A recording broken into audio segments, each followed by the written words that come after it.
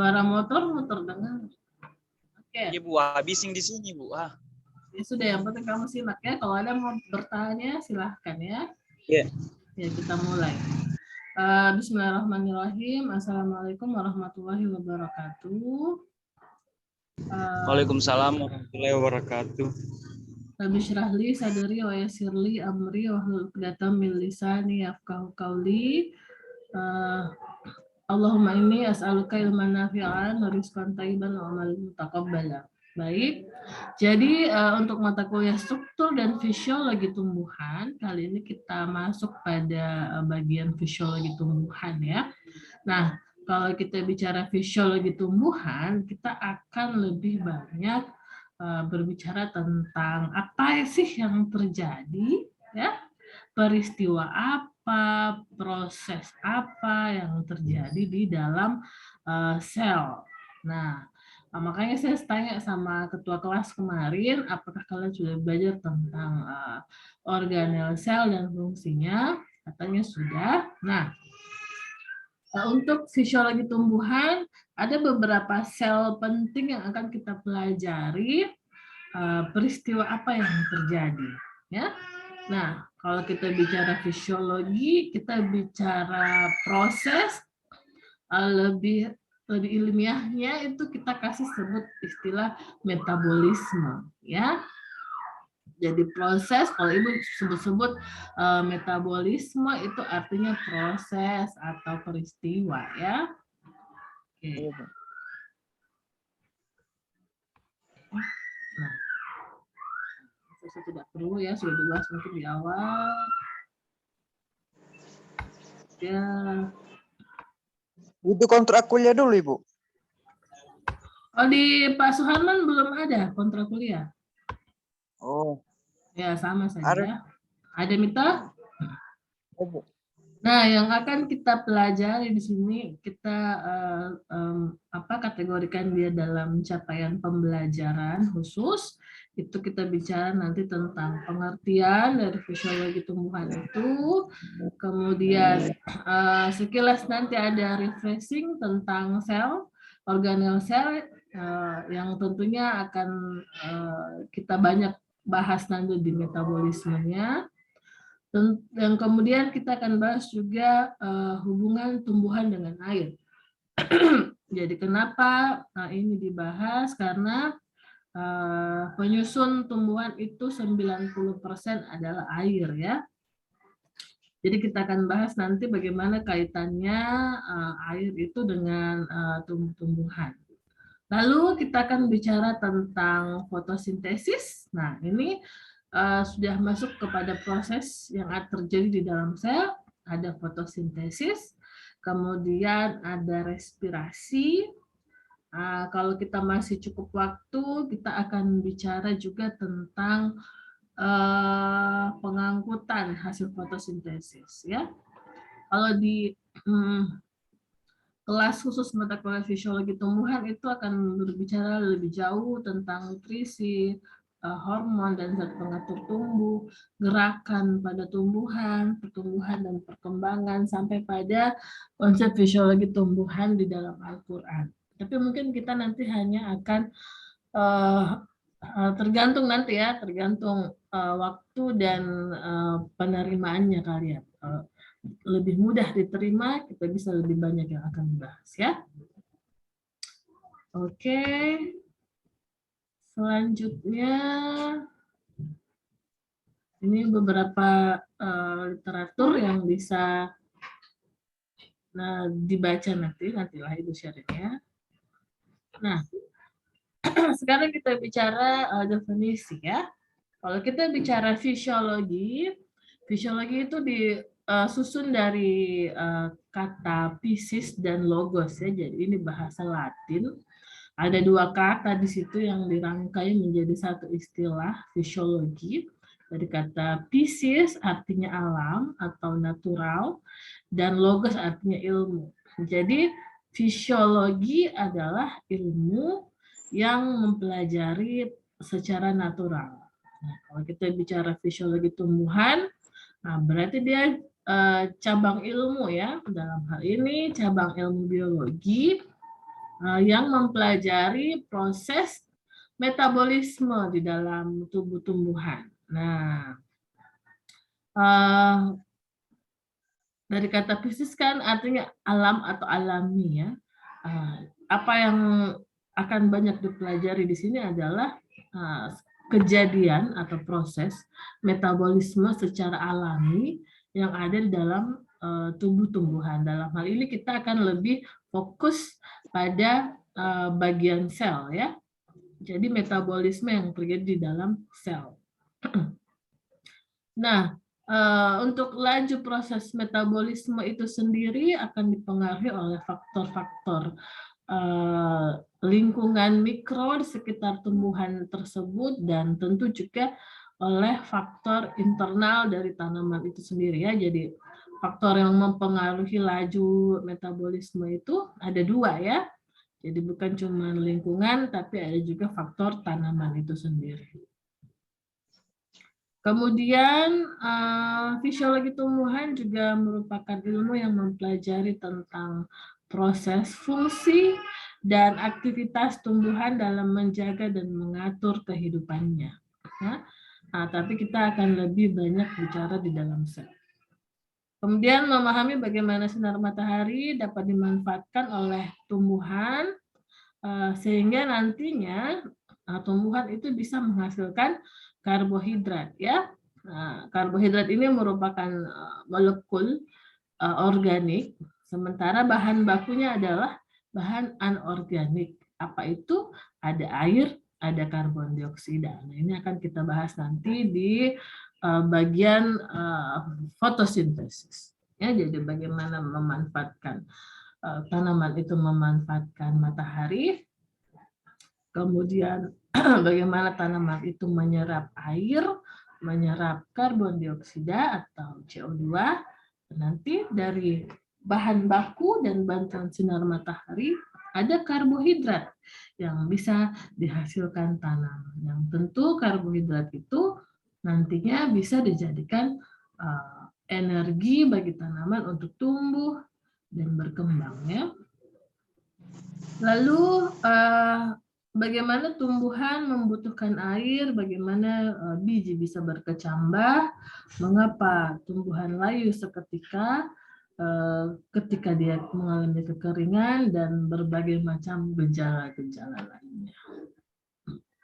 Tapi nanti mungkin kita akan lebih fokus pada fotosintesis dan respirasi ya. Nah, sasaran utama itu pada tanaman-tanaman yang dari kelompok Plantae atau dari kingdom kerajaan Plantae, apakah dia dari kelompok Gymnospermae atau Angiospermae, termasuk monocotyl dan dicotyl. Jadi secara keseluruhan ini ya. Nah, ilmu yang mendukung untuk bisa mempelajari fisiologi itu sebenarnya ada banyak. Nah, jadi sebenarnya untuk bisa belajar fisiologi tumbuhan, kalian juga sebelumnya sudah harus belajar biologi. Sudah belajar biologi ya, di ilmu sains, ilmu alam mungkin ya, ada di semester 1 ya. Biologi, kemudian anatomi itu di struktur. Nah, kalian sudah belajar itu. Morfologi juga di struktur. Kalau sitologi itu tentang sel, jadi sebenarnya sel itu ada ilmu tersendirinya. Kemudian sistematika juga bisa di struktur tumbuhan. Nah, ini biokimia, ini akan banyak juga kita bahas nantinya, karena metabolisme yang terjadi di sel itu lebih banyak berupa reaksi-reaksi biokimia. Jadi harusnya biokimia, kalian ada ya mata kuliah biokimia ya, dari Ibu Eka ya? Ada ya? Nah, ini jadi kalian ini akan sedikit lebih nyambung nanti ini dibandingkan di agrotek itu tidak ada, itu mereka kewalahan dan lain-lain.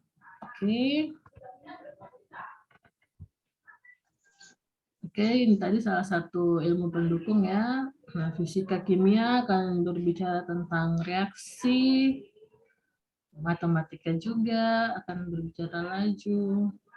Nah, apa fungsi mempelajari fisiologi tumbuhan? karena terkait pada fungsi dari tanaman itu sendiri ya. Kita tahu bahwa tanaman itu fungsinya banyak bagi manusia. Di antaranya sebagai bahan sandang ya. Contohnya apa nih? Kalau dia sebagai bahan sandang, contohnya kapas ya, kita gunakan itu sebagai ya bahan dasar kain ya, kain untuk bikin pakaian. Lalu fungsinya sebagai papan dalam hal ini membangun rumah atau perabotan-perabotan yang terbuat dari kayu. Lalu sebagai bahan industri ya. Kalau bahan industri itu banyak sekali ya, diantaranya bisa karet. Karet juga diambil dari tanaman. Belum lagi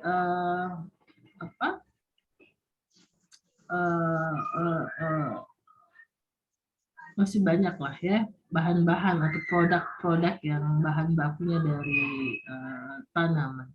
Lalu yang paling penting juga sebagai bahan makanan ya, bahan makanan. Nah ini asupan kita, makanan terbesar kita adalah dari tanaman ya, dari beras, sayur, buah.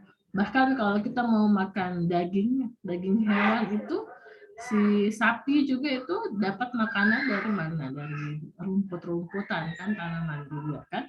Ayam dari biji-bijian. Jadi semua kehidupan kita sangat bergantung pada tanaman. Lalu fungsinya juga sebagai objek wisata.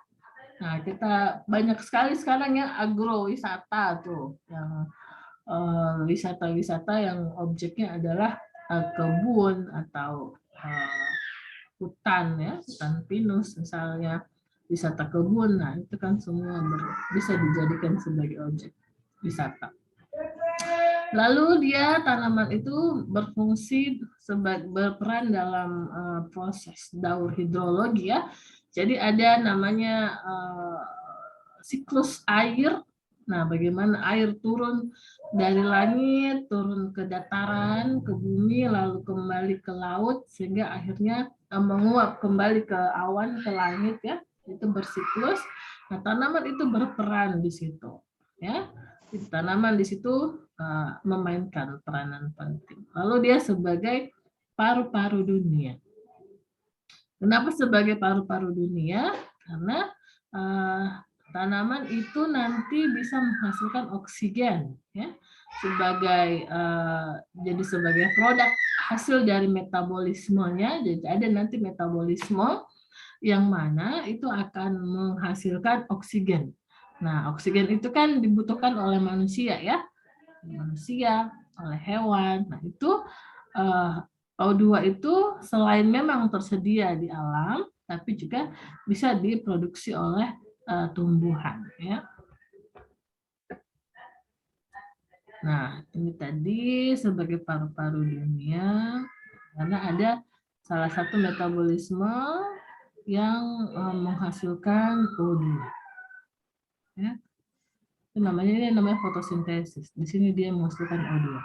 Nah, ini yang daur hidrologi. Nah, ini tadi yang Ibu bilang ada proses ya. Jadi air laut itu mengalami penguapan lalu membentuk awan. Jadi air laut, air yang ada di daratan itu menguap membentuk awan. Kemudian ketika awannya sudah berat, dia akan jatuh dalam bentuk hujan ya. Nah, hujan yang jatuh di daratan itu akan diserap dulu oleh tanaman. Jadi tidak serta-merta langsung kembali ke laut. Nah, jadi peranannya tanaman di sini, dia akan menahan dulu air hujan dimanfaatkan oleh tanaman, kemudian sisanya baru dialirkan ke laut. Nah, nanti setelah itu baru penguapan kembali. Jadi ada siklus di sini ya. Nah, ini sebagai penghasil O2, di sini sebagai objek wisata ya. Oke, ini sudah tadi. Oke. Ini pendahuluan.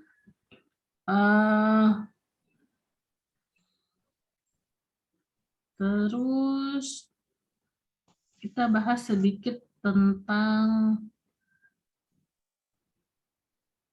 organel sel ya.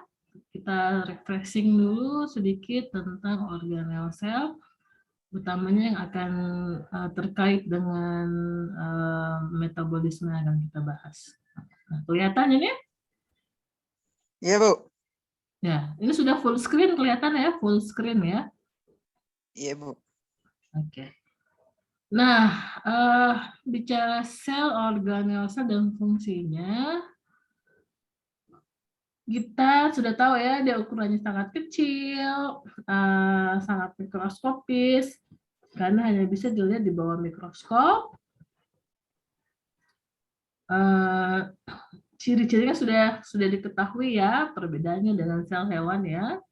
Ada dinding selnya, ada plastida. Nah, ini plastida yang akan banyak kita bahas ya. Sekarang kita lihat dulu. Nah, karena kalian sudah belajar sel, saya mau tanya, kalau ini yang warna hijau ini, yang ada tumpukan-tumpukan di dalamnya, itu organel apa namanya? Nukleus. Kalau ini yang besar? Yang besar. Ya, ini yang warna ungu, nomor 4. Apakah? Aduh, Vakuola. bener, keluar.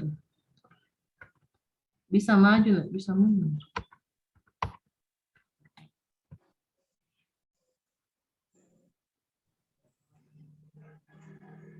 Nah, ini nomor 13. Apa nomor 13? Nomor 13. Warna hijau. Nukleus. Hah? Nukleus. Nukleus. Kalau nomor 4? Nomor 4. Ya. Membran sel apa? Kalau nomor 1? Nomor 1 atau nomor 2? Nomor 2?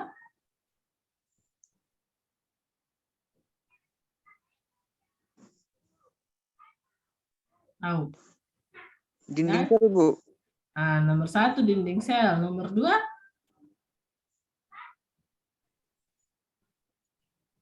Lapisan sel. Nah, itu nomor 1, bagian terluar sudah benar, dinding sel. Nomor 2 itu namanya membran sel. Iya, jadi selalu kalau bicara membran itu dia bagian luar. Dia membungkus ya, membran. Terus nomor 4 itu nukleusnya, inti selnya. Dia besar sekali kalau inti sel. Tapi lebih besar vakuola, nomor 12. Ya. Nomor 13 itu namanya plastida atau kloroplas. Paham? Nah, ini Ya, Bu. nanti yang akan kita bahas di sini. Apa yang terjadi di plastida ini akan kita bahas di sini. Kalau nomor 10 ini apa?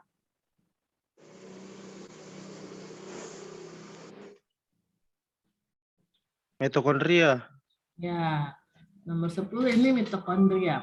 Jadi kita akan lebih banyak nanti bicara tentang metabolisme yang ada di plastida sama yang ada di mitokondria. Ya, jadi ingat baik-baik. Ini namanya apa tadi? Nomor 13 ini namanya Kloroplas. kloroplas atau plastida. Ya. Nomor 10 ini mitokondria. Ingat baik-baik ya, kita akan bahas lebih banyak di situ. Nah ini kalau struktur dari plastida,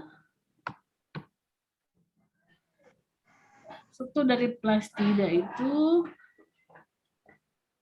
ada membran luar, ada membran dalam ya. Jadi ingat kalau kita bicara membran itu bicara pembungkusnya atau kulit luar ya.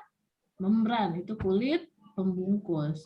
Nah ini pembungkusnya ini plastida ada 2, ada di luar, ada di dalam. Jadi ada membran luar, ada membran dalam. Nah ingat baik-baik.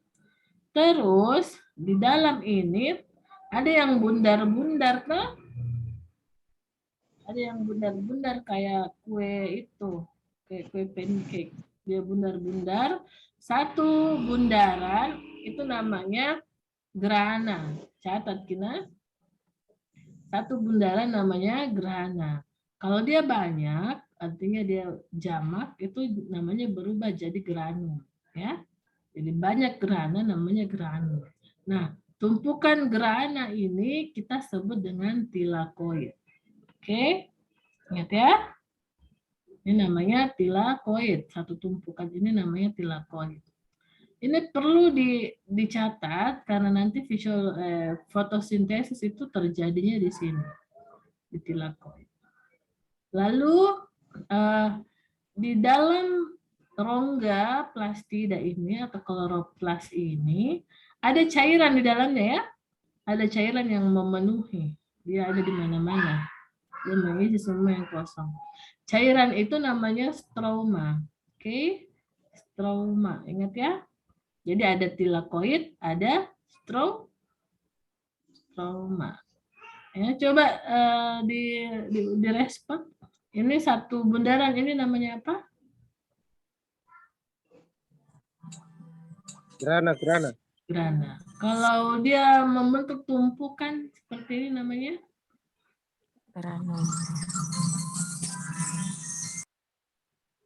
Granum kalau banyak. Jadinya kalau sudah satu tumpukan ini ada 1, 2, 3, 4, 5 namanya apa?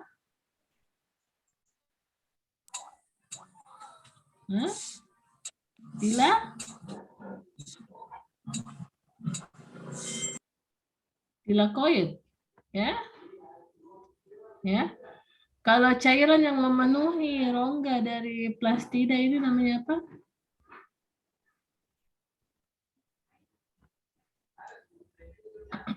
Coba direspon.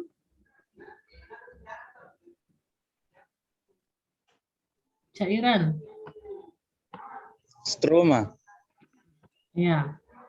Ya, stroma. Jadi ingat baik-baik di sini. Ada grana, ada granul atau tilakoid, lalu ada stroma ya. Selain itu tidak perlu diingat. Sini ada stroma lamella, ada penghubungnya namanya stroma lamella. Tapi yang penting itu nanti di grana sama di stroma. Lalu di grana itu nanti ada klorofil di dalamnya ya. Lalu kita cari mitokondria. Nah, ini mitokondria ya. Jadi mitokondria itu hampir sama dengan plastida, dia punya juga membran. Dia dibungkus juga oleh namanya membran. Jadi ada membran luar, ada juga membran dalam. Kalau membran dalamnya itu dia berulir seperti ini ya, berkelok-kelok. Nah, ini yang berkelok-kelok itu namanya adalah kristae. Ya. Namanya kristae yang berkelok-kelok. Nah, lalu di dalamnya, di dalam kristae itu ada namanya matriks. Oke, itu saja yang perlu diingat. Ada kristae, ada matriks ya. Jadi bagian yang berkelok-kelok itu namanya kristae, di bagian dalamnya ada namanya matriks. Nah, di situ nanti akan banyak terjadi juga metabolisme respirasi ya. Oke. Sampai di sini ada yang mau ditanyakan? Jelas ya? Sudah banyak. Berapa orang ini? Sudah ada 6 orang. Karena saya harus mengajar lagi nanti jam 11. Kalau tidak ada yang mau ditanyakan, nanti materi selanjutnya akan Ibu share lah. Pekan depan kita akan bahas tentang karakteristik air. Ya. Jadi sebelum kita lihat bagaimana peristiwa masuknya air ke dalam tanaman, kita akan bahas karakteristik air. Oke, ada yang mau ditanyakan sampai di sini?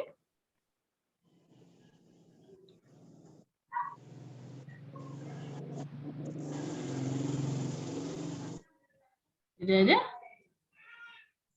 Tidak ada ya? Kalau begitu, saya akhiri, nanti saya kirim recording Zoom hari ini. Bila taufik wal hidayah. Assalamualaikum warahmatullahi wabarakatuh.